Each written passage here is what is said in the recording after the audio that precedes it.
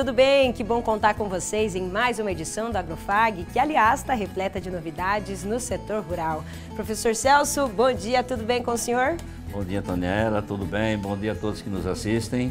Estamos no fim do mês de agosto, também se encerrando aí o ciclo da cultura de inverno, né? E começando de verão, né? Se preparando para o de verão. É isso aí, tem informação o ano inteiro. Vamos dar uma olhada nas reportagens, então, que a nossa equipe preparou para essa edição.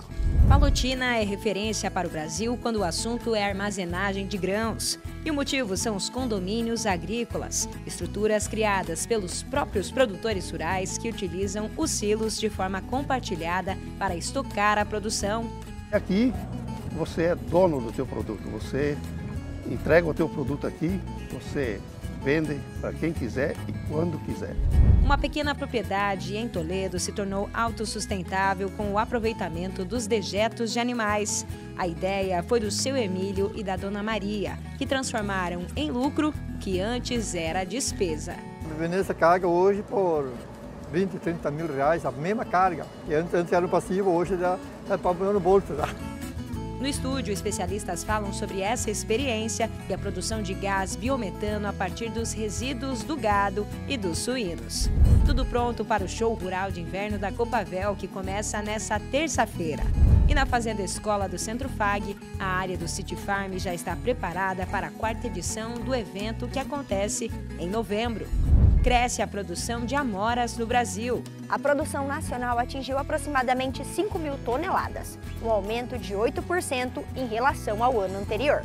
Você vai ver esse encontro entre produtores de Cascavel e de Recife, que se conheceram através do Agrofag. Agradecemos a Agrofag pela ajuda, que também nos ajudou a encontrar o Diogo. E logo logo a gente vai fazer um vídeo com a nossa produção lá no Paraná. Então a gente convida o Diogo a ir nos visitar para nós dar o pontapé inicial desse novo negócio.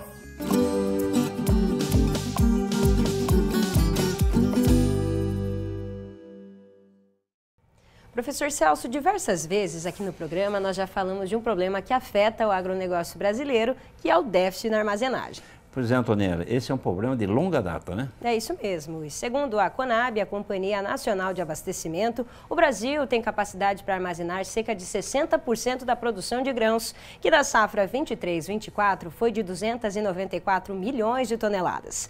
Ou seja, aproximadamente 120 milhões de toneladas deixam de ser estocadas. Essa situação poderia ser solucionada com a construção de mais armazéns, o que exigiria grandes investimentos tanto do governo como da iniciativa privada.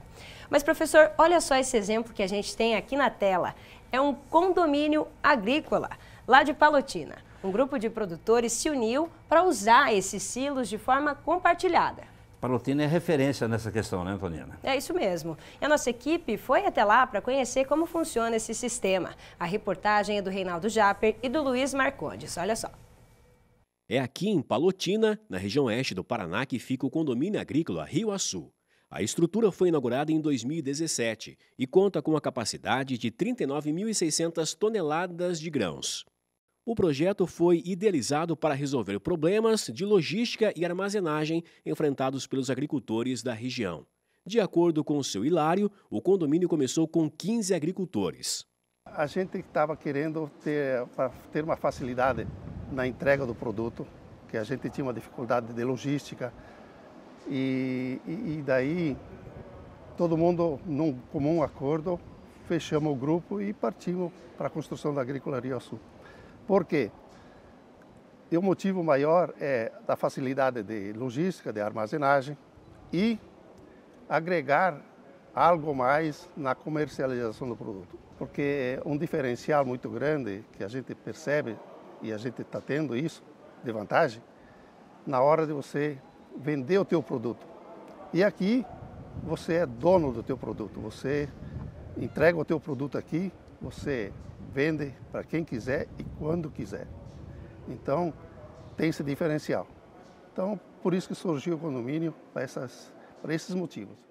A gestão é realizada por uma diretoria que se reúne mensalmente para discutir e aprovar decisões. Cada agricultor possui uma cota proporcional à sua área de cultivo. A taxa de 2% cobre os custos operacionais e permite investimentos. Na entrega do produto, todo o condômino ele é descontado 2%. Esse 2% é para manutenção, pagar os funcionários, toda a despesa do silo. E na época da safra também a gente pega mais funcionários para fazer a safra e paga todos esses custos aí com esses 2%. E ainda sobra dinheiro assim para você fazer alguma aquisição. Um dos avanços recentes do condomínio agrícola foi a aquisição de um resfriador artificial móvel.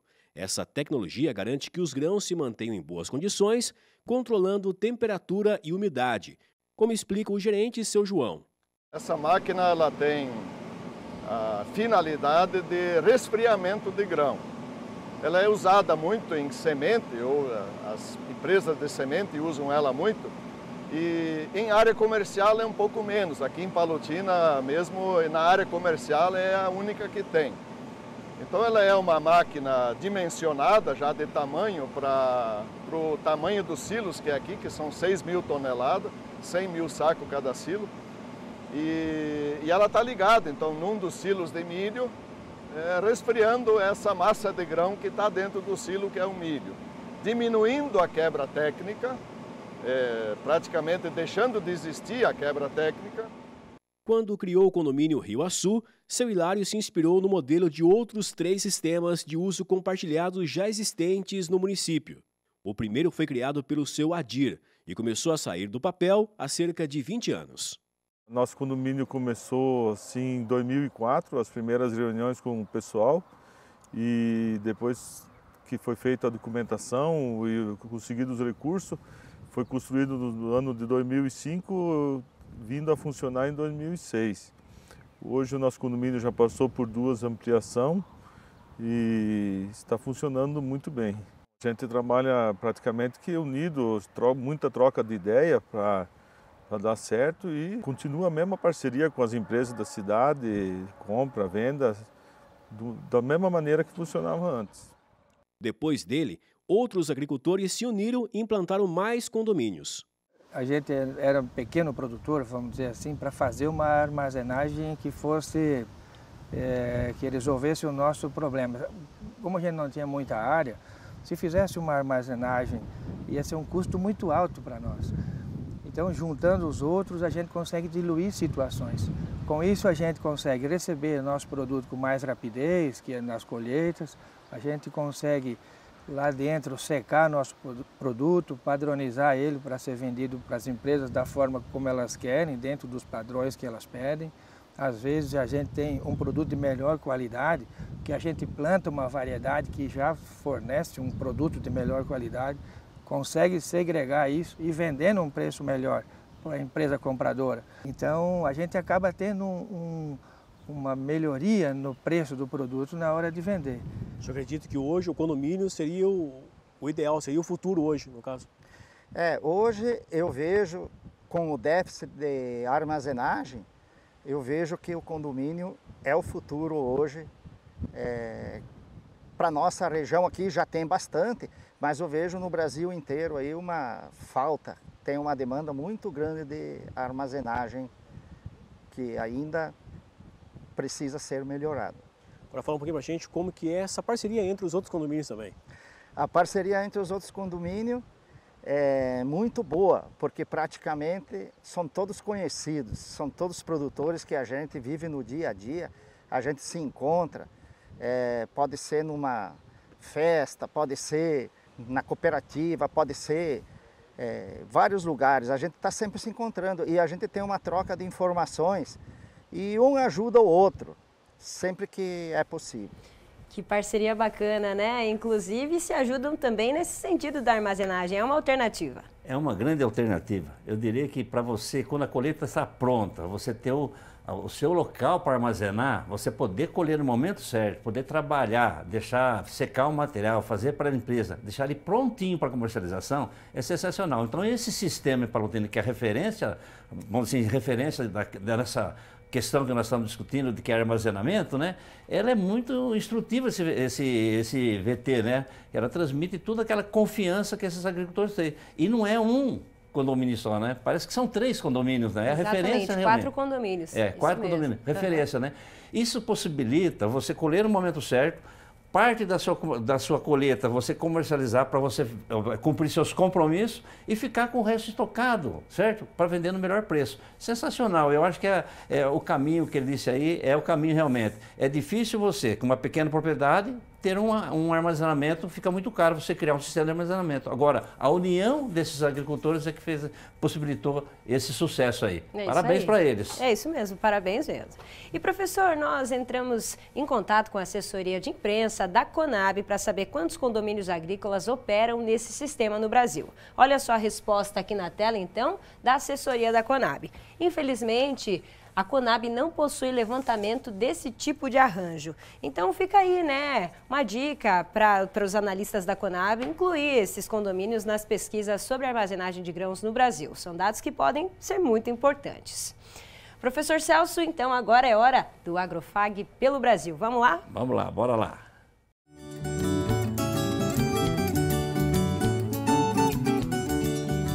Começa o nosso passeio pelo Brasil mostrando uma conexão que nos surpreendeu e nos deixou muito orgulhosos. Em julho, nós mostramos uma reportagem sobre a produção de baunilha em uma propriedade em Pernambuco, na região metropolitana de Recife. Olha só, esse aqui é o Diogo. Ele nos contou como é o manejo da baunilha, uma planta que pode chegar a até R$ 600 o quilo.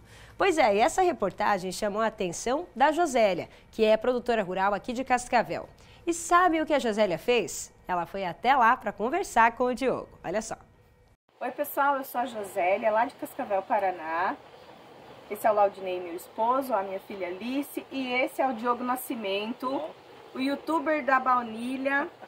Né? Viemos aqui numas férias e também viemos para o conhecimento do cultivo da baunilha. O Diogo tem vários vídeos no YouTube e eu encontrei ele através do programa TV Agrofag. E se vocês quiserem mais informações, a gente vai deixar o @, do Diogo aí nesse vídeo para vocês entrarem em contato com ele, quem tiver interesse. Agradecemos a Agrofag pela ajuda, que também nos ajudou a encontrar o Diogo. E logo logo a gente vai fazer um vídeo com a nossa produção lá no Paraná. Então a gente convida o Diogo a ir nos visitar para nós dar o pontapé inicial desse novo negócio. Vamos embora. Agradecemos o Diogo também, né? Pelas explicações que ele nos deu aqui. Também. Então, valeu, obrigada. Tchau, tchau. Obrigada. Obrigada TV Agrofag e Antoniela. A gente que agradece, né, professor? Pois é, olha só que orgulho, né? Ver essa conexão entre os produtores é muito legal. É muito interessante esse intercâmbio, esse conhecimento, né? E é saber que a gente está participando desse conhecimento geral, né, desse pessoal, né? Aqui foi lá para o Nordeste, né? Exatamente. Então, a abrangência é muito grande, né? Exato, e a gente vê isso acontecendo todos os dias nas redes sociais. É produtor respondendo dúvida de algum deles que a gente não conseguiu entrar em contato ainda. É uma interação que acontece assim de forma natural, é bem legal mesmo. Uma surpresa para nós, né? É uma surpresa muito alegre, isso aí. E, Josélia, assim que você começar o cultivo da baunilha, nossa equipe vai fazer uma visita na sua propriedade. Parabéns pela iniciativa e a ideia de unir as férias com o interesse pelo agro. Agora o assunto é o plantio de babosa, planta que foi tema de um dos quadros da Isa na Fazenda. A gente recebeu algumas perguntas com dúvidas dos amigos do Agrofag. Na tela a gente tem essas perguntas, então, vamos dar uma olhada? Olha só, gostei bastante. Precisa de muito espaço para plantar 400 pés de babosa? E o Matheus também mandou pra gente. Boa noite, tudo bem? Me chamo Matheus Oliveira. Comecei a seguir vocês através de uma reportagem a respeito do plantio de babosa. Vocês têm algum material a respeito do plantio e manejo para produzir em maior escala e começar um comércio de vendas da babosa? Tenho interesse em iniciar nessa área. Desde já agradeço. Então, para responder essas perguntas, quem participa conosco é a Laísa Adamucho, que é responsável pela área de plantas medicinais do IDR Paraná.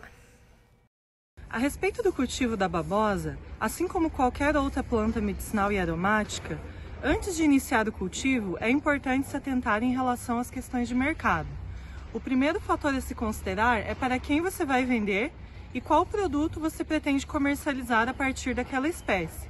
No caso da babosa, existe a possibilidade da comercialização para a indústria de cosméticos, para a indústria farmacêutica e também para produtos de limpeza.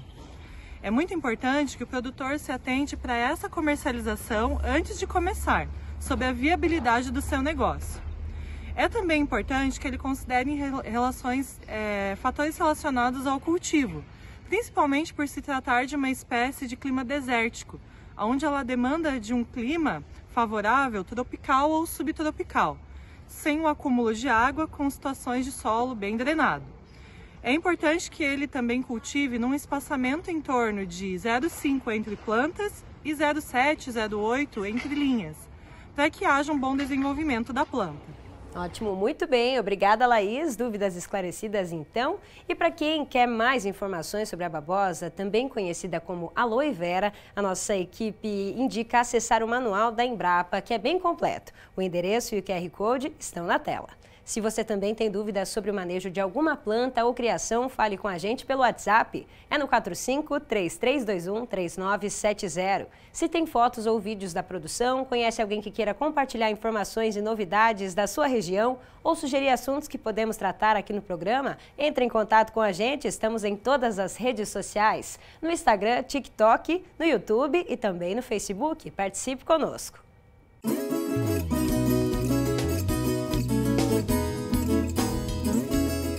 A produção de amora no Brasil tem ganhado destaque no cenário agronômico nacional, especialmente em regiões com clima temperado, como o Sul e o Sudeste. O cultivo tem mostrado crescimento, já que é impulsionado pela demanda de frutas frescas e processadas. No Brasil, a produção de amoras concentra-se principalmente nos estados de Santa Catarina, Rio Grande do Sul, Paraná e São Paulo. Segundo dados do IBGE, em 2023, a produção nacional atingiu aproximadamente 5 mil toneladas, um aumento de 8% em relação ao ano anterior. Já no mercado externo, países como Estados Unidos, México, Chile e Sérvia são os maiores produtores de amoras, com volumes superiores a 200 mil toneladas anuais. No Brasil, o ciclo de produção da amora varia conforme a região. De modo geral, o transplante de mudas é realizado no final do outono. Já a colheita ocorre geralmente entre os meses de novembro e fevereiro. Mas, por diferentes fatores, a produção de amoras pode ser antecipada, como estamos vendo em alguns lugares do país esse ano, inclusive aqui na Fazenda Escola. E isso ocorre principalmente pelas técnicas de cultivo e clima local. Algumas razões para a produção de amoras acontecer em agosto, como esse ano, é que tivemos um inverno mais ameno, o que estimulou a produção de amoras fora do ciclo normal. Outra razão pode ser a variedade das amoras. Cultivares com diferentes ciclos podem frutificar em períodos alternativos. Os produtores podem escolher variedades com maturação precoce ou tardia, dependendo da demanda do mercado, fora da safra comum. O principal cuidado com as amoras é após a colheita. E esse manejo deve ser bem planejado devido à baixa perecibilidade da fruta. O manuseio deve ser feito com cuidado para evitar danos mecânicos que aceleram o processo de deterioração. E a refrigeração imediata é essencial para prolongar a vida útil das amoras. A industrialização da amora, como em geleias, polpas e sucos, também é uma estratégia viável para reduzir as perdas pós-colheita e agregar valor ao produto. Esses produtos processados têm maior durabilidade e oferecem uma oportunidade de exportação. O mercado de amoras in natura no Brasil ainda é considerado de nicho. A fruta é bastante apreciada em mercados gourmet, o que tem impulsionado seu consumo. Além do mercado interno, as exportações brasileiras de amora começam a ganhar espaço. Não deixem de acompanhar o Agrofag nas redes sociais. Nos vemos na próxima semana e até lá! Valeu, Isa! Essa semana nós recebemos aqui em nosso estúdio de videocast o professor Ivo Zution, que é agrônomo especialista em irrigação. O professor Ivo é pesquisador na Universidade de Nebraska, na região central dos Estados Unidos, instituição que é referência mundial no uso dos recursos hídricos para a agricultura. Está aqui a capa, então, desse episódio da nossa conversa com o professor Ivo Zution. Então, eu e a Isa conversamos com ele e esse episódio pode ser conferido na íntegra no nosso canal no YouTube. O QR Code está na tela. E agora a gente vai assistir a um trecho dessa entrevista. Confira. Quando a gente fala hoje em agricultura irrigada, é um mundo, é um leque de oportunidades, de opções que se abrem, né? Dentro da irrigação hoje, a gente tem diversos métodos de irrigações e dentro de cada método a gente tem diversos sistemas que atualmente, com toda a tecnologia disponível, né, que o Brasil hoje ele domina essa tecnologia, a gente tem condições de irrigar qualquer cultura, né, em qualquer condição, em qualquer tipo de solo, né, e a irrigação ela é muito importante, não só porque ela aumenta, né, o que é o jargão, né, a irrigação aumenta a produtividade agrícola, isso, né, as pessoas elas entendem isso, mas a irrigação ela é muito mais do que aumentar a produtividade agrícola. A irrigação ela traz segurança hídrica, porque você não vai mais sofrer com o clima, com seca, com essas mudanças climáticas, né? Você pode utilizar a irrigação como seu aliado para você ter a sua segurança hídrica e você não perder a sua produção. Com isso, você acaba gerando uma maior segurança alimentar, que isso é muito importante, né? Então, a partir do momento que você tem mais produção, existem várias outras vantagens da irrigação, que é a geração de renda, a geração de emprego. A gente abre um leque muito grande de oportunidades, né? Então, a irrigação hoje, né, ela é muito importante no contexto não só do produtor rural, mas do contexto global, quando se diz em segurança hídrica e segurança alimentar no mundo. Sem a irrigação, a gente não consegue, né, resolver esse problema da fome, da insegurança alimentar do mundo. Então, ela tem um papel primordial nesse aspecto. Então, só para lembrar, você pode assistir essa entrevista na íntegra no nosso canal no YouTube e também ouvir no Spotify. Começa na terça-feira o Show Rural de Inverno, que é organizado pela Copavel. Vão ser 3 dias de muita informação sobre as principais culturas dessa estação. É aqui no Parque Tecnológico da Copavel que os técnicos, pesquisadores e profissionais ligados ao agro vão receber mais de 30 mil produtores e pessoas ligadas ao setor nos dias 27, 28 e 29 de agosto, para conhecer o que há de melhor nas culturas de inverno. De acordo com o Rogério Rizardi, coordenador-geral do evento, o Show Rural de Inverno é uma oportunidade para quem quer ver de perto como as novas tecnologias podem mudar a vida no campo. É um evento muito importante porque ele trata de ações que nós devemos perceber e nos adequar o quanto antes possível para termos resultado nesse período que nós consideramos muito crítico em termos de clima, que é o inverno, especialmente e principalmente com a cultura do trigo. A média de produtividade de trigo no Brasil é de 2.900 quilos por hectare. No Paraná, já passa da casa dos 3.000 quilos. E no Show Rural de Inverno serão apresentadas cultivares que superam esses resultados, já que as indústrias investiram muito em pesquisas nos últimos anos. A nossa região, parabéns, média 13.800. Mas aqui ele vai ver e conceber algo para produzir mais de 6.000 quilos por hectare. E com essa produtividade, ele não vai mais reclamar, ele vai ter uma lucratividade tanto quanto como a soja e vai poder reduzir os custos fixos que ele tem durante o ano, com mais uma cultura mesmo no inverno. Além do trigo, outras culturas também serão apresentadas com novidades em potencial produtivo. É o caso do triticale, aveia e plantas de cobertura. Uma das principais novidades para essa edição é o olhar para as tecnologias da pecuária de leite. Aqui no pavilhão do parque serão apresentados 2 workshops para mostrar o ciclo produtivo e informações sobre a nutrição correta para cada fase dos animais. Entre os 42 expositores serão apresentados o que há de mais importante para uma boa produção no período de inverno, tanto em cultivares específicas quanto em manejos necessários. Os visitantes terão a oportunidade de conhecer, tirar dúvidas e ainda ver os resultados na prática.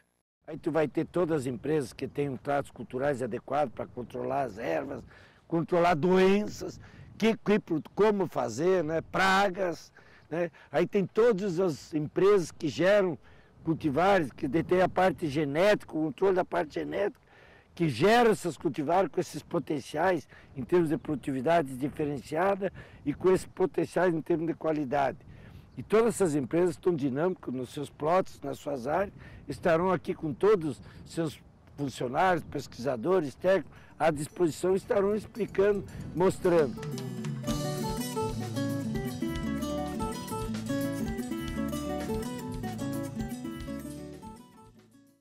E o Agrofag vai estar lá nessa semana para cobrir o evento completo, né? Com certeza. Quinta edição tradicional do Show Rural Provel, né? Momento muito especial para os agricultores e alunos, os acadêmicos aqui da região, né? Participarem, que vai ter o que é de melhor para o inverno, né? Nas culturas de inverno. Com certeza. Muita pesquisa e tecnologia envolvidas. Com certeza também. É isso aí. Vamos dar uma olhada agora nos preços do mercado agrícola dessa semana.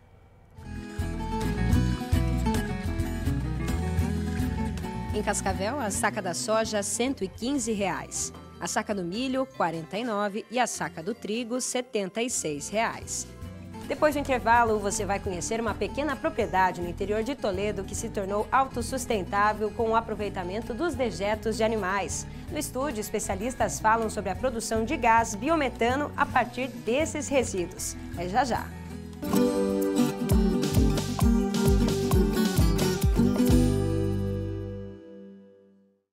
Conectados ao mundo. Somos todos. Somos um só. Somos muito mais. Global Connection. Descubra um novo programa de pós-graduação Centro Universitário FAG. Acesse o site e conheça os cursos disponíveis. Conexões internacionais e experiências transformadoras. fag.edu.br/pós. Inscrições pelo fone 4533213964. Pós-graduação Centro FAG. Global Connection. Realize. Vestibular agendado Centro FAG. Ingresso imediato para todos os cursos via segunda graduação, vestibular agendado, prova online ou nota do Enem. Inscreva-se e aproveite o desconto especial de primeira mensalidade. Passaporte 40+ exclusivo FAG. Acima dos 40 anos, sua idade é convertida em desconto na mensalidade. E o passaporte é válido até o final do curso. fag.edu.br/agendado.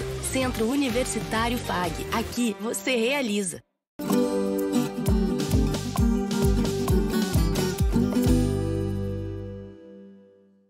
Quando o assunto é a produção de proteína animal, o oeste do Paraná é um dos destaques no país, principalmente em tecnologias para a criação de aves e suínos. Outra característica de nossa região é o desenvolvimento de projetos que dão destino correto aos resíduos dos animais, o que torna a atividade sustentável. O exemplo que vamos ver agora é de uma pequena propriedade rural em Toledo, onde um casal de produtores, o seu Emílio e a dona Maria, está conseguindo transformar os dejetos em gás, adubo orgânico e até combustível. Olha só. Dona Maria, seu Emílio e os filhos se dedicam juntos às atividades na propriedade, que fica na linha Vista Alegre, interior de Toledo.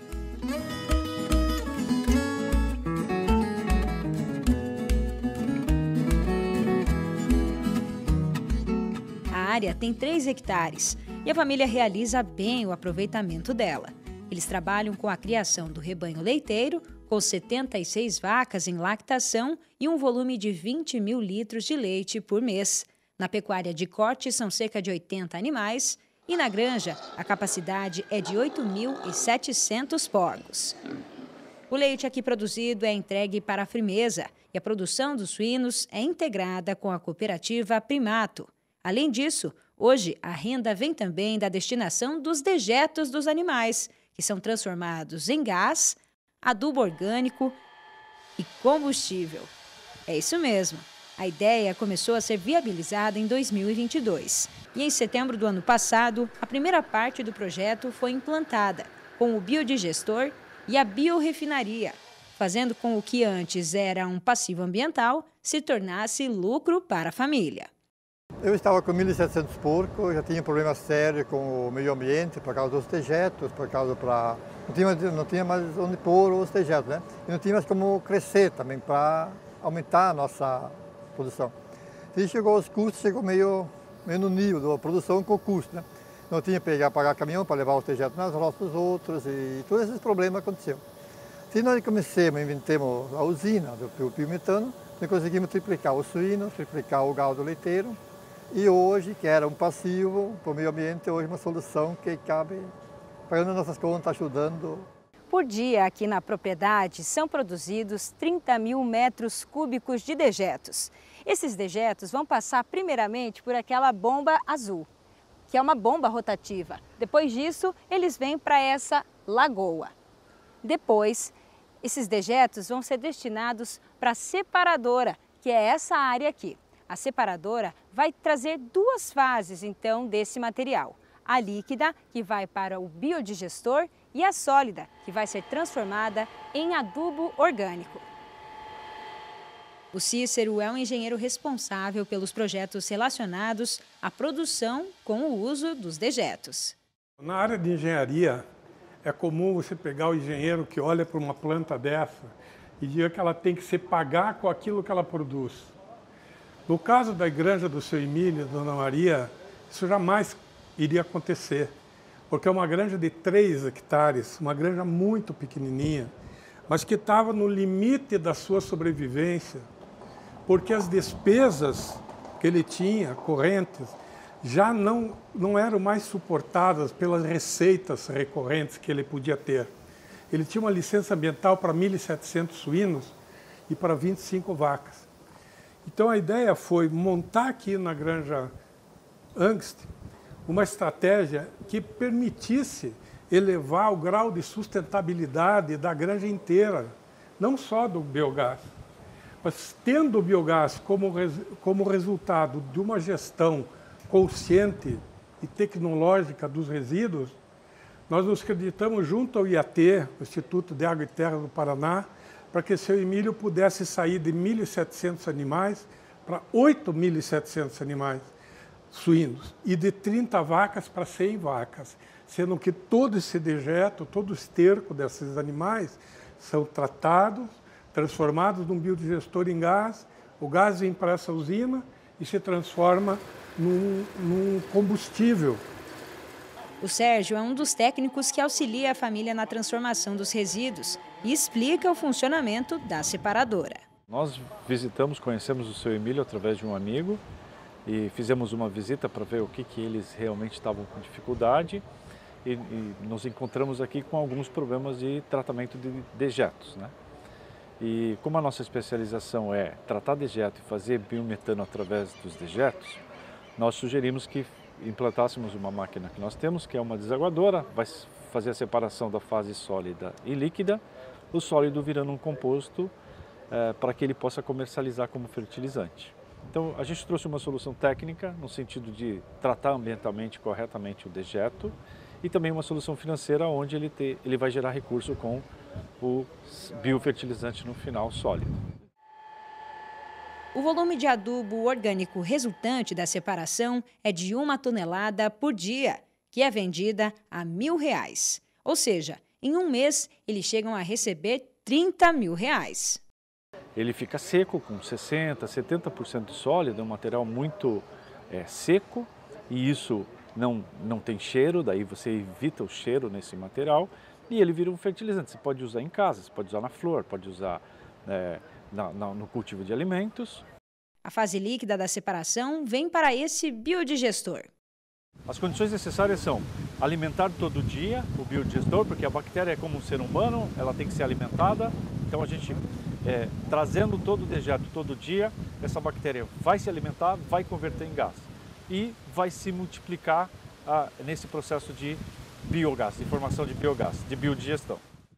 É na refinaria que acontece o processo de transformação do gás natural em biometano, combustível que hoje já abastece os caminhões que entregam ração em algumas propriedades próximas ao sítio do seu Emílio. Para se ter uma ideia, com 1 metro cúbico de biometano, que custa R$ 4,70, um caminhão pode rodar até 3 quilômetros. De acordo com a empresa que projetou a refinaria, a economia é de cerca de 30% se comparado ao uso do diesel. Para implantar todo esse sistema de aproveitamento sustentável dos dejetos, o investimento da família Angst foi de aproximadamente R$2 milhões, que deverão ser pagos em 10 anos.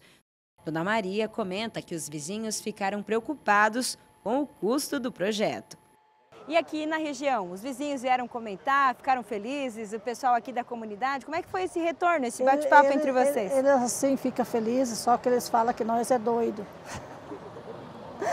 Porque nós somos os primeiros. Tinha tudo para dar errado, porque era tudo novo. mas deu certo. Tá dando, sim. Mas hoje o casal tem motivos para comemorar. Qual foi, na prática, lá na economia para o senhor? Quanto o senhor gastava lá atrás para dar esses dejetos, para trazer eles para outros lugares? E agora, quanto o senhor está recebendo por esses dejetos a partir da produção desses insumos que a gente comentou aqui? Deu uma grande diferença. Primeiro a gente pagava, o próprio TG, é bom contar da Câmara das Vacas. Eu pagava R$6.000 para levar a seragem na Câmara das Vacas. A própria seragem, pois as vacas descartavam, ia na lagoa. Da lagoa a gente leva na terra dos outros, pagando R$120 o caminhão, ia dar uns 7, 8 mil por mês. Tem graça para eles pegar, né? Hoje não, hoje a mesma seragem que a gente faz as camas, hoje nós estamos pagando, por exemplo, R$6.000 a carga de 100 metros. Nós estamos vendendo essa carga hoje por R$20, R$30.000, a mesma carga. E antes era um passivo, hoje já está pagando no bolso já.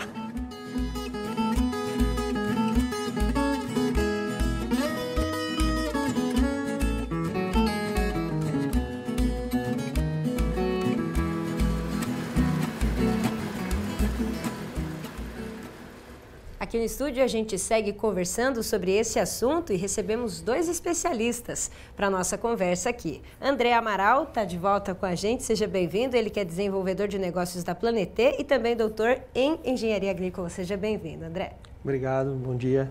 Bom dia. Cícero Bley está aqui conosco também, ele que é responsável técnico dos projetos lá na Granja Angst e engenheiro agrônomo. Seja bem-vindo, Cícero. Bom dia. Bom dia.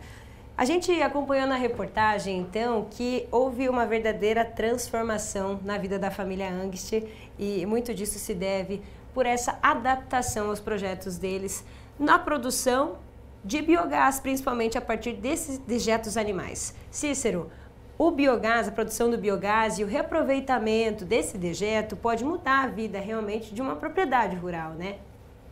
Sim, sem dúvida.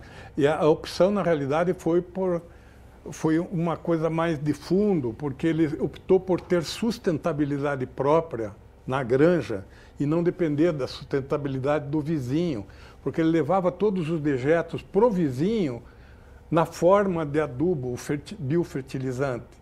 Na realidade, ele ficou com tudo isso dentro da granja e passou a processar esses dejetos. E aí que deu a reviravolta toda. Inclusive, ele obteve do Instituto Ambiental do Paraná uma licença para multiplicar por 6 a produção dele em número de animais, porque ele dá conta dos dejetos dos animais que estão ali. Essa foi a síntese da coisa. Em resumo, né? E é isso que a gente estava conversando, inclusive, aqui nos bastidores. Além do aproveitamento desses dejetos animais, para ele ter, então, energia a partir do biogás, o biometano, que é o combustível, também ampliar a área de produção desses animais. Isso que também a gente vê nos projetos que utilizam desses resíduos, né, André? Isso, é mais uma oportunidade, né, de desenvolvimento para a propriedade, o desenvolvimento local, a geração de mais uma fonte de energia renovável e uma alternativa a combustível fóssil, né? Então, trazendo todos esses benefícios, seja financeiros, seja ambientais, para os projetos. Pegando só mais uma questão, pegando esse crescimento, então passou de aproximadamente 1.000 animais ali, os suínos do seu Emílio e da Dona Maria, para 8.700. Essa licença ambiental sempre esteve muito alinhada aos conceitos do que eles queriam e poderiam fazer na propriedade, né, Cícero? Sem dúvida, esse aí que foi o grande lance, o grande resultado. Não existe o biogás pelo biogás, o biodigestor pelo biodigestor, não existe o produto é um meio, é o que surge de uma opção por modo de fazer a produção. O que está ali numa granja de 3 hectares, essa granja não foi escolhida por acaso, ela foi escolhida para demonstração mesmo. A hora que a gente começou a trabalhar com ela, o grande desafio era trazer aquela situação que era extremamente crítica, porque pelo tamponamento, porque não tinha sustentabilidade, ele não podia crescer além dos 1.700 animais, ele estava sendo comido pelas despesas que vinham de baixo para cima. E isso está excluindo granjas e granjas sucessivamente, com as grandes indústrias que fazem integração, elas estão excluindo pequenas granjas pela não viabilidade operacional, porque não tem mais vizinho para pôr dejeto. Então você vê a criticidade desse processo, o quanto nós precisamos crescer em termos de entendimento daquilo que é preciso fazer. O equipamento é uma parte, é um instrumento, não é o fim em si mesmo. O fim em si mesmo é toda essa modificação que foi feita ali na Granja Angst. Então, só para a gente entender, a propriedade então, da família Angst foi escolhida porque é um projeto que envolve o Instituto de Desenvolvimento Rural do Paraná, a empresa de vocês. Como que foi para a gente entender? Foi isso. Foi primeiro a licença ambiental, fomos negociar no IAP a concepção do aumento da produção. Não haveria biodigestor se não houvesse aumento da produção. Não tinha sentido fazer isso. Nem muito menos uma refinaria de biometano. Então fomos no IAP, conversamos, depois fomos no IDR, conversamos, enquadramos nos dois institutos, porque o IDR tem uma influência muito grande na parte do financiamento, ele se responsabiliza por 5% do juro que o produtor vai contrair, nos 10 anos de prazo de pagamento do equipamento, com 2 de carência. Então, o IDR é importantíssimo. E o IDR mandou para o banco, que foi outra estágio, o Banco do Brasil. Fomos negociar, fomos conversar. E aí, o gerente do Banco do Brasil, na época, perguntou para mim, aqui não tem anuência de compra do biometano.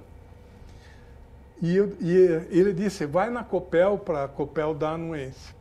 Mas a Copel não dá anuência para biometano combustível, ela não compra combustível, ela compra energia elétrica. Você liga a energia elétrica no sistema, acabou. E ela dá anuência para você fazer isso, mas não para comprar. Então, ali que eu percebi que a hora que o biogás está indo para o biometano com uma derivação de mercado muito atraente em termos de retorno, 4 vezes mais atraente do que gerar energia elétrica, você tem que ter um comprador. E esse comprador eu fui buscar num frotista de Matelândia, que é a Via Lácteos, com o Gustavo.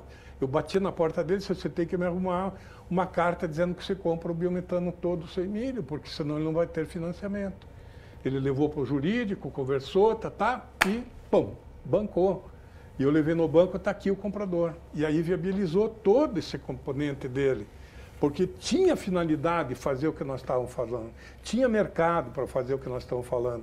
E hoje em dia eu trabalho muito mais ligado aos frotistas do que aos produtores, porque eu entendo que um mercado tem que ter produtor e tem que ter comprador, vendedor e comprador.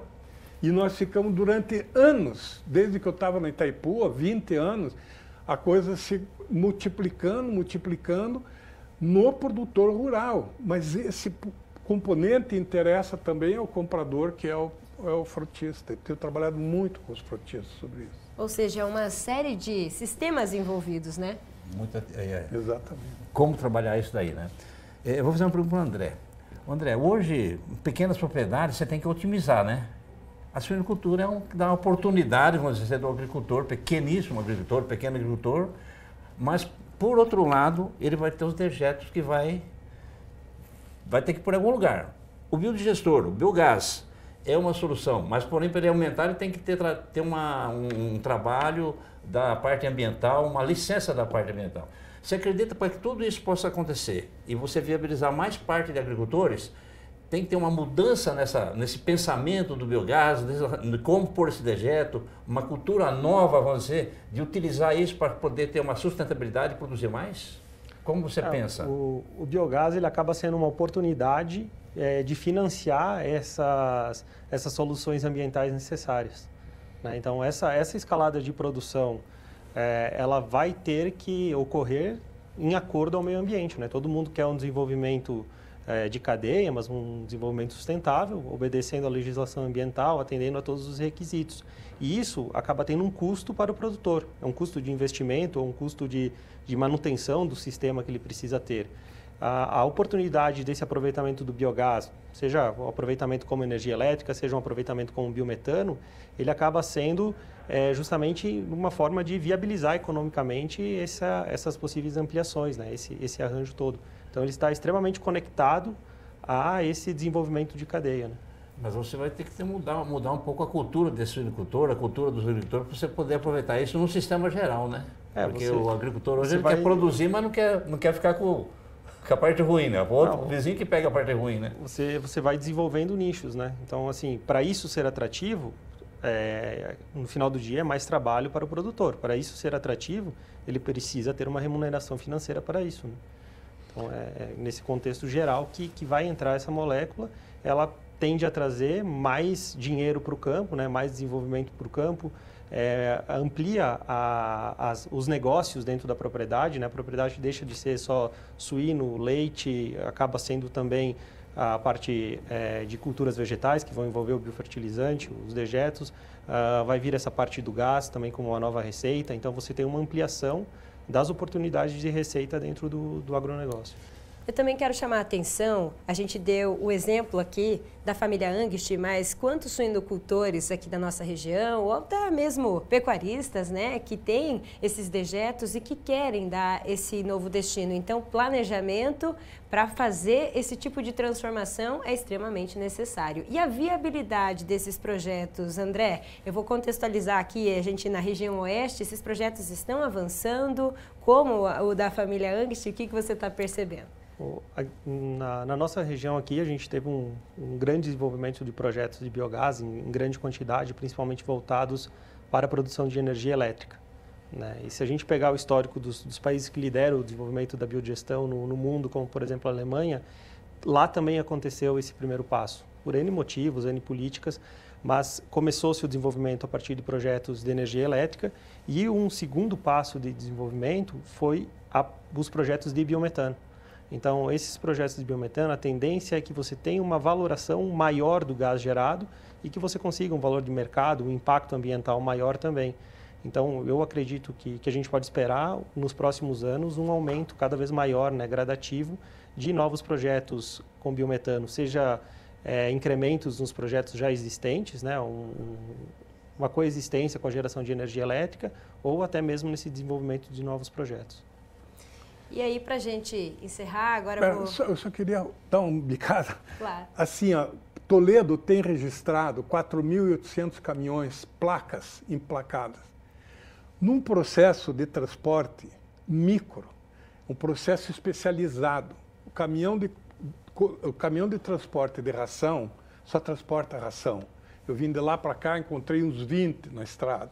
O caminhão de transporte de suíno só transporta suíno, o de leite só transporta leite, o de ave só transporta ave, o de peixe só transporta peixe. Então, a logística da produção de proteína animal, especificamente desse segmento, é brutal o uso do diesel. Esse diesel, quando não vem importado, atravessando o Atlântico, vem de Araucária para cá, 700 quilômetros, em diesel, caminhões de diesel, chega no posto de gasolina, retalha aquilo, bota no posto e os caminhões ou os produtores vão lá buscar seus produtos. Então, você vê a logística absurda de um combustível produzido fora daqui ou indexado ao dólar, que não dá previsão para a própria produção de proteína animal fazer seus custos. Por isso, está sobrando leite no supermercado, está caro demais. Por isso, os produtores não recebem o preço justo pela carne que produzem. Então, por quê? Porque está inflacionado isso com erros que vêm se acumulando no processo. E a hora que você vê que tem 4.800 caminhões em Toledo e deve ter o mesmo aqui em Cascavel, e na região deve ter uns 20 mil caminhões fazendo rotas curtas com frotas dedicadas, que são frotas especializadas. E esse combustível dessas frotas pode ser gerado aqui. Por isso que nós estamos insistindo numa programação não para um produtor rural, mas para um transportador entrar nesse jogo como comprador. E aí você começa a furar a bolha desse processo. Para que produzir biometano nessa região? É para sustentar essa produção toda que está aí, sendo mal sustentada a diesel, o mais poluente de todos os produtos combustíveis e o mais caro de todos. Você tem grandes efeitos econômicos quando você faz essa mudança. E o potencial está posto aí. Ou seja, Agora é o futuro começando agora. Acho que o que o Cícero quer dizer, então, aí, né? É o produto agora, então, que tem muita oportunidade de ser produzido, esse biometano, a partir dos dejetos animais. A gente tem um mercado em expansão e o futuro está começando por aí, né? Por aí. Não só produzir, mas tem como consumir local, né? E tem como, tem oportunidade. A partir de agora, é a gente ir acompanhando esse mercado e eu tenho certeza que o Cícero e o André vão nos ajudar a acompanhar esse mercado por aí. Obrigada pela participação de vocês. Infelizmente, nosso tempo é curto, mas a gente segue conversando. André, até a próxima. Obrigado. Obrigado pela oportunidade, pelo tempo também. Muito bem. Cícero, obrigada. Volte sempre. Obrigado você. Conta comigo. Muito bem. Vamos acompanhar agora como fica a previsão do tempo para os próximos dias aqui na região.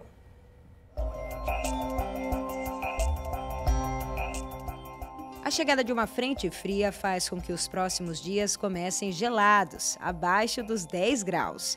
Tem risco para a formação de geadas na segunda.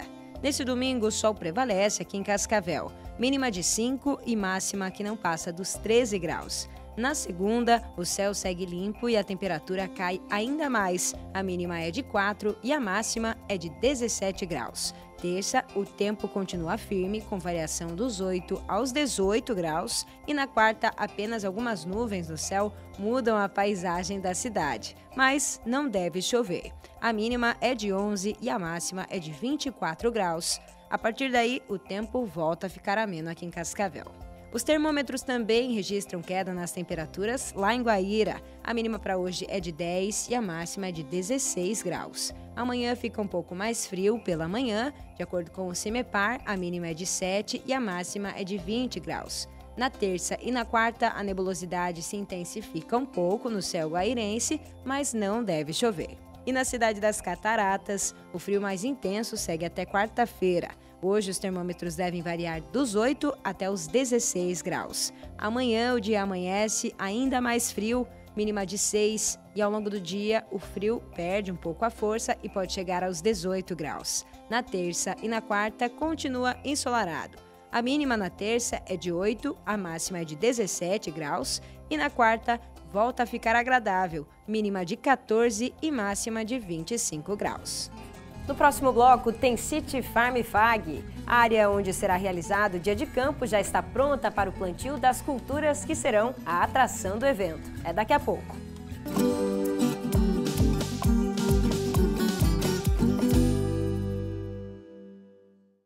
Vestibular agendado Centro Fag. Ingresso imediato para todos os cursos via segunda graduação, vestibular agendado, prova online ou nota do Enem. Inscreva-se e aproveite o desconto especial de primeira mensalidade. Passaporte 40+ exclusivo Fag. Acima dos 40 anos, sua idade é convertida em desconto na mensalidade. E o passaporte é válido até o final do curso.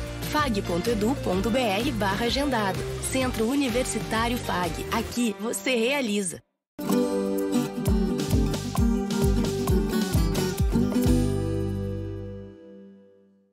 A quarta edição do City Farm vai ser realizada nos dias 22 e 23 de novembro na Fazenda Escola do Centro Fag. O evento é o maior dia de campo realizado por uma instituição de ensino superior no país.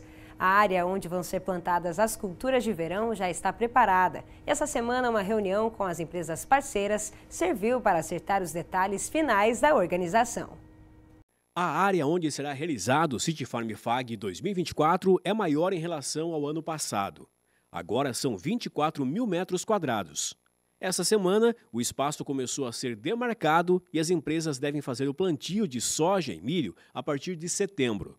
Para garantir a qualidade do solo, um mix de cobertura com nabo e aveia foi cultivado por um período de 90 dias e depois dessecado e cortado com o rolo faca. Este ano, mais de 50 empresas vão participar do dia de campo, nos dias 22 e 23 de novembro. Todas marcaram presença na reunião com a equipe do Centro Fag que organiza o evento, momento em que foram ajustados os detalhes sobre a montagem dos estandes. Hoje a nossa intenção com essa reunião foi já esclarecendo para os parceiros algumas coisas a respeito da logística do nosso evento. Porque como nós temos muitos parceiros que usarão o campo, que farão plantios e tudo mais, a gente tinha que já se adiantar e conversar com eles, tanto pensando nas temáticas que eles vão apresentar para o público, pensando na logística do evento nos 2 dias, na sexta e sábado, como também na implantação, né? Tanto dos estandes quanto das culturas a campo. Todas as empresas já confirmadas para a participação, então a gente faz essa conversa para repassar os detalhes da montagem, de tudo que é necessário para cada empresa ter esses cuidados do seu planejamento individual, né? Daqui para frente as coisas começam a funilar, né? Então a gente precisa ter essa conversa para que ocorra um evento da melhor forma, assim, bem planejado, né? Para os parceiros, esses ajustes são essenciais para garantir a qualidade do evento, que cresce a cada ano e atrai um público maior. Apesar de começar em novembro, ele nasce hoje. Então, hoje é o start inicial, então é onde a gente toma noção mais ou menos da dimensão que está tomando o evento, e a gente fica muito satisfeito de participar e ver o quanto que ele está crescendo e o quanto que ele representa não só hoje para a FAG, mas para toda a comunidade e os produtores rurais de toda a região. Essa reunião ela é fundamental, né, Reinaldo, para a gente poder organizar as expectativas, né, alinhar, tentar trazer a máxima qualidade possível para os visitantes do evento, né. A Copavel está presente no City Farm desde a primeira edição. Então a FAG em si é uma parceira extremamente importante para a Copavel. Então nós queremos trazer o que há de melhor na nossa linha de produtos para dentro do City Farm, para mostrar tanto para o nosso público quanto para o público da instituição também a importância dessa parceria, dessa cooperação. Hora de ver os preços das carnes no agromercado.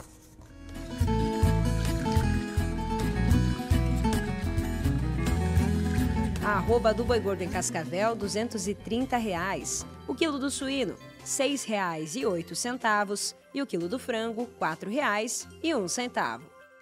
Vamos agora então para as nossas redes sociais. A gente começa mostrando uma foto que é a coisa mais linda para a gente, a Karine e o Janir, que receberam as cuias do Agrofag, então, desse sorteio, né, professor? Foram os ganhadores na última semana e levaram para casa as 2 cuias do Agrofag. Parabéns para os ganhadores. É isso aí, parabéns, foram sorteados. E também temos uma foto inusitada que a gente recebeu aqui. Olha só, esse que está na tela é o seu Benedito Orlandini e quem está embaixo das cobertas é a Maria. Galinha de estimação do seu Benedito. Um abraço para ele, para Karen, a neta dele, que enviou essa foto para gente. Cada um tem o seu bichinho, né, professor? Cada um tem seu pet. Olha aí a Maria se esquentando embaixo das cobertas. Muito legal. Temos também o seu Luiz Kimura, direto da Feira do Pequeno Produtor, que assiste o Agrofag todo domingo e participa sempre com a gente. Eu compro lá com ele e ele sempre fala, o Agrofag, ó, joia. Aí sim, aí muito legal mesmo. Produtos de ótima qualidade. Temos também o 21º Seminário Estadual da Piscicultura nessa sexta-feira, dia 30 de agosto, que faz parte da programação, então temos a próxima arte na Festa das Orquídeas e do Peixe, lá em Maripá. Então começa dia 29 e vai até dia 1º. Então esse final de semana vai ter, além da programação técnica, shows, diversão para a família e a gente vai saber os detalhes da próxima semana. Festa tradicional de Maripá. Tradicional, olha só, 24ª edição. Tem também o 2º Congresso Paranaense de Agricultura de Baixa Emissão de Carbono. As inscrições estão abertas, podem ser feitas pelo agroinformativo.com de 27 a 29 de agosto lá no Show Rural Digital. É durante o evento. Então, do Show Rural de Inverno, um apoio aí da AREAC, junto com outras instituições que estão realizando, então, esse Congresso Paranaense de Agricultura de Baixa Emissão de Carbono. Com esse evento, nós encerramos as nossas indicações aqui das redes sociais. Professor Celso, até o próximo Agrofag. Até o próximo Agrofag, Antoniela. Um abraço a todos. Um abraço a todos, pessoal. Até semana que vem.